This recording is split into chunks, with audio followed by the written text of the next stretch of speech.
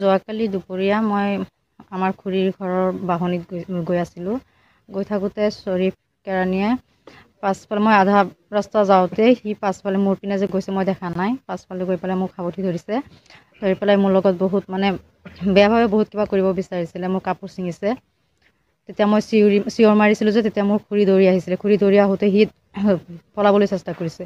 তেতিয়া খুৰী আৰু মই যে হুলস্থুল কৰি আছোঁ তেতিয়া আকৌ আৰু 2-3জন মানুহ গৈছে। তেতিয়া সি একেবাৰে পলাই গ'ল, সিহঁতৰ ঘৰত সোমাই গ'ল। ঘটনাটো কেইটা বজাত হৈছিল? দুপৰীয়া 1:30টাৰ পৰা 2:30 বজাৰ ভিতৰত হ'ব চাগে।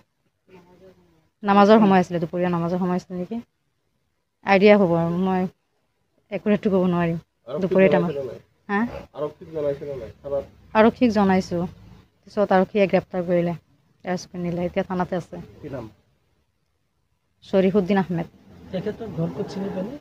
আমাৰ ঘৰৰ ওচৰতে বালিডুঙা হয়। এতিয়া আপুনি কি বিচাৰে?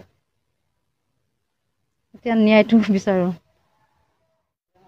শ্বৰীফুদ্দিন আহমেদ যি আসামীটো কালি ধৰি লৈ গৈছে, এইটো উচিত শাস্তি হ'ব লাগে। কালি টানা হেঁচা কৰি আছিলে, সিহঁতে চিঞৰি আছিলে, আমি ইফালে গৈ আছিলোঁ ৰাস্তা ফালে। পাছত দৌৰি গ'লোঁ, সি পলায়ন কৰিলে। ঘটনাটো হাতত ধৰিছে, কাপোৰ চিৰিছে, যাই পেলাই চাইছোঁ আমি যে সি চিৰিছে বুলি। পাছত আমি গ'লোঁ, সি দৌৰি গ'ল। আমি পিছফালে পাইছোঁ তাক, আগফালে দেখা নাই। সি দৌৰিছে আমাক দেখি। তেওঁৰ লগত কিবা পূৰ্বৰ আশে আছে? পূৰ্বৰ পৰা কিবা আছে আগত অলপ।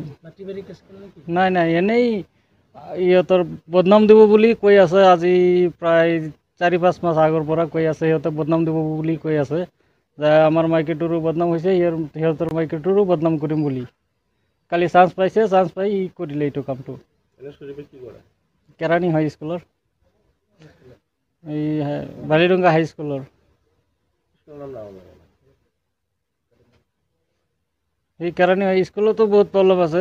ইহঁতৰ লগতে ৰান্ধনীৰ লগত, ছাত্ৰৰ লগত বহুত কেলেংকাৰী হৈছে আগতো। আগতো বহুত অভিযোগ আছে তেনেকুৱা ভিডিঅ' আছে। স্কুলৰ ছাত্ৰৰ লগত ভিডিঅ' আছে তেনেকুৱা।